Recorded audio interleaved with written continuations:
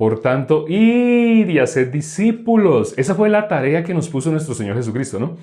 Id y haced discípulos. Pero ¿qué es lo que se necesita? En la época de nuestro Señor Jesucristo, ellos, aún Jesús les estaba hablando y no podían permanecer en las palabras de Jesús. Jesús les dijo, ahí mismo, después de haberles dicho, si permanecéis en mis palabras, Jesús les dijo, y conoceréis la verdad os hará libres. Y ahí mismo se manifestó un rechazo a lo que Jesús estaba diciendo. Automáticamente ellos dijeron, nunca hemos sido esclavos de nadie. ¿Cómo tú dices que somos esclavos? ¿Cómo vas a decir que somos esclavos o que estamos en esclavitud si nosotros nunca hemos sido esclavos de nadie? Automáticamente dijeron lo contrario. ¿Podían permanecer en las palabras de Jesús? No podían permanecer en las palabras de Jesús. Para los hombres esto es imposible. Por eso en la Biblia dice, lo que para los hombres es imposible, para Dios es posible. Por eso la salvación es por fe, sí, por creer, pero no es porque tú puedas creer. Porque el ser humano quiere creer en lo que entiende, lo que acepta. Eso es lo que el ser humano quiere creer. Pero la fe es en algo que va en contra de todo tu camino, de todo tu pensamiento. Por eso cuando le preguntamos a las personas, ¿cuándo recibieron la salvación? Nos dicen, no, hace 10 años, hace 20 años, hace 15 años. Ah, bueno, muy interesante. ¿Y cómo fue que recibiste la salvación? Ahí empiezan a haber vacíos. Unos contestan de una manera, otros contestan de otra. Para algunos recibieron la salvación cuando hicieron una oración. Otros recibieron la salvación cuando se bautizaron. Otros recibieron la salvación cuando fueron a un retiro y escribieron sus pecados en un papelito y los quemaron en una fogata. Hay muchas maneras como la gente nos dice, ese día yo sentí. Ah, de esa manera es que tú recibiste la salvación. Pero nadie nos muestra bíblicamente la única forma de que alguien reciba la salvación es por creer. ¿Cómo las personas pueden recibir la salvación si ni siquiera pueden ser discípulos? No pueden permanecer en la palabra de Jesús. No pueden. Cuando dijo a las personas que estaban ahí, conoceréis la verdad y la verdad os hará libres. Nos suena lindo ese versículo, ¿no? Muchas personas se lo saben de memoria. Hay páginas web que han sacado con ese nombre, así más o menos, parafraseado. Pero las personas saben qué es lo que significa. Si dice conoceréis la verdad y la verdad os hará libres, Jesús dijo, ustedes son esclavos. Se lo dijo solamente a las personas que estaban ahí, lo dijo a toda la humanidad. Todos nosotros nacimos destituidos de la gloria de Dios, lo dice Romanos 3:23. Por consiguiente, todos nosotros nacimos siendo esclavos. Ahora, ¿esclavos de qué? Eso que está en Juan 8:32, conoceréis la verdad y la verdad os hará libres. 2 versículos más adelante, Jesús explica libres de qué? Del pecado. El que hace pecado, esclavo es del pecado. No sé si habían considerado ese versículo. Últimamente hay personas que están diciendo, nosotros no somos practicantes del pecado, pero sí somos pecadores. No sé si han oído eso. Hay personas que se están expresando así, que están diciendo, es que una cosa es decir que se es pecador y otra cosa es decir que se es practicante del pecado. En Juan capítulo 8, versículo 34, Jesús mismo explica, ¿quién es pecador? El que practica el pecado, el que hace pecado. ¿Cómo se llama la persona que hace pecado? Esa persona es pecadora. Entonces, hay personas que están diciendo, no, una cosa es decir que somos pecadores, porque claro que todos vamos a ser y vamos a seguir siendo pecadores. Y otra cosa muy diferente es decir que hacemos pecado, que practicamos. Nosotros no. Somos pecadores, pero no hacemos pecado. Pero Jesús mismo dijo, el que hace pecado, esclavo es del pecado. ¿Qué es ser pecador? El que hace pecado es esclavo del pecado. Una persona no puede decir, yo no hago pecado, pero soy pecador. No, ni siquiera las personas están pensando en esa nueva doctrina que está surgiendo para defender la posición de ser pecadores. Bíblicamente, la única forma de que alguien sea salvo es que sea libre del pecado.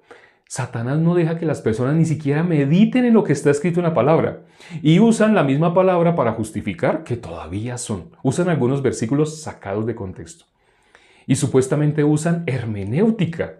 Usan supuestamente la misma herramienta que ellos han descubierto, diseñado para creer que pueden interpretar bien la Biblia, así como los escribas y fariseos. Ellos también tenían hermenéutica, pero usan la misma hermenéutica para justificar que son esclavos del pecado sin darse cuenta. Dicen, no, es que pecadores todos somos. Nadie puede decir que no es pecador. El versículo que dice, si decimos que no tenemos pecado, ya lo hemos explicado. Y bueno, no es el tema del día de hoy. Hemos explicado por qué ese versículo dice de esa manera. Para que una persona sea libre del pecado, ¿qué necesitaba ser pecadora? Es a eso a lo que se refiere, pero una vez que la persona recibe la salvación, en la misma primera epístola de Juan, ahí se puede ver, una vez que la persona recibe la salvación, ¿cómo se puede seguir haciendo llamar pecador si llega a ser justo? Hay personas que dicen, sí, fuimos justificados, pero somos pecadores. Bíblicamente son dos cosas opuestas. O se es pecador o se es justo. Pero no se puede ser, yo soy justo, pero soy pecador. Bíblicamente es imposible. ¿A dónde van los pecadores? Al castigo eterno. Mateo 25:46. ¿A dónde van los justos? A la vida eterna. Son dos cosas opuestas. Pero Satanás está haciendo que hagan una mezcla y lo argumenten con la Biblia. Usan la Biblia, algunos versículos sacados de contexto, pero ¿qué dicen de nosotros? Que los que estamos anunciando el Evangelio somos los que sacamos versículos de contexto. ¿No hicieron lo mismo con Jesús? Jesús les dijo, si permanecéis en mis palabras, seréis verdaderamente mis discípulos. ¿Pudieron permanecer en las palabras de Jesús? No podían permanecer. ¿Por qué no podían permanecer? Porque eran esclavos del pecado.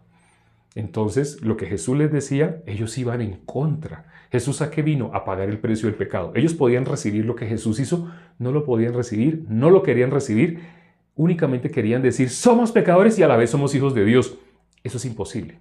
Una persona dice, soy pecador y a la vez dice, soy salvo, ya Jesús me salvó. Eso es imposible.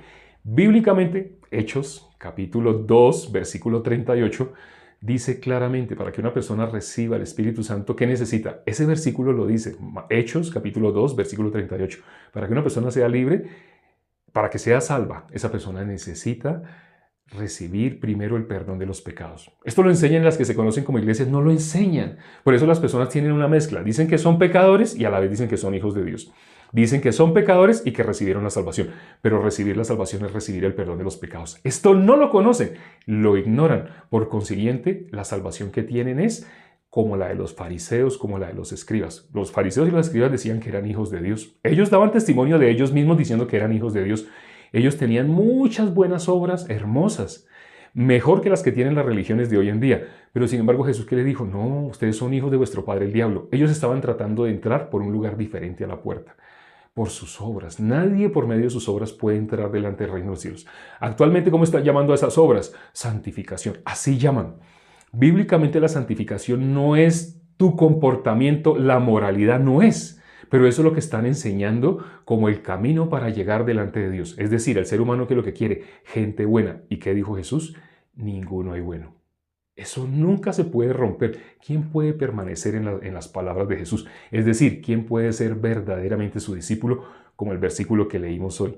Ir y hacer discípulos a todas las naciones. Si Dios no abre el entendimiento de las personas, no pueden ser discípulos de Jesús. Vamos a orar ya para terminar. Padre, gracias por este tiempo que nos permites para considerar tu palabra. Gracias, Señor, porque la sabiduría tuya está oculta de personas que se han esforzado, han sacado buenas notas, han tenido títulos rimbombantes, algunos maestros de divinidades, cosas que no tienen nada que ver con la palabra de Dios. Pero la sabiduría tuya la has revelado a niños, a personas, a lo más vil y menospreciable, lo que tú escoges para anunciar las buenas nuevas, para anunciar el Evangelio, es lo más vil y menospreciable. Ten misericordia a las personas que se conectaron el día de hoy, tuvieron un acercamiento, a lo contrario a lo que se enseña en las que se conocen como iglesias, tuvieron un acercamiento a la verdad, sin ningún interés, sin ninguna pretensión económica, porque los lugares que se conocen como iglesias donde no enseñan el Evangelio, algo que sí hacen es pedir dinero.